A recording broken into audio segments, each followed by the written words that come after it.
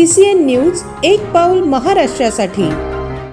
खाडी देशांमध्ये निर्माण झालेल्या युद्धजन्य परिस्थितीच्या पार्श्वभूमीवर देशातील अनेक भागांत पेट्रोल डिझेलसाठी पेट्रोल पंपांवर प्रचंड गर्दी होत असल्याचे चित्र दिसत आहे।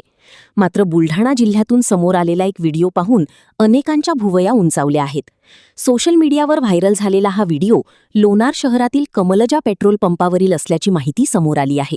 मिळालेल्या माहितीनुसार संबंधित पेट्रोल पंपावरील डिझेलचा साठा संपला होता। त्यानंतर लवकरच पेट्रोल डिझेलचा टँकर येणार असल्याची माहिती परिसरात पसरली। टँकर पंपावर दाखल झाल्यानंतर तो रिकामा होईपर्यंत पंप व्यवस्थापनाने गर्दी नियंत्रणासाठी पंपाच्या परिसरात सुमारे 50 फूट अंतरापर्यंत बॅरिकेड्स लावून नागरिकांना दूर ठेवले होते। मात्र टँकर रिकामा झाल्यानंतर बॅरिकेड्स हटविताच हातात प्लास्टिकच्या कॅन घेऊन नागरिक अक्षरशः पेट्रोल पंपाकडे धावत सुटल्याचे दृश्य व्हिडिओमध्ये दिसून येत आहे। व्हिडिओमध्ये नागरिकांची डिझेल मिळवण्यासाठी सुरू असलेली बेतहाशा पळापळ स्पष्टपणे दिसत असून या घटनेची जिल्हाभरात जोरदार चर्चा सुरू आहे। याशिवाय पेट्रोल पंपाबाहेर ट्रॅक्टरची लांबलचक रांग लागल्याचेही दिसून आले।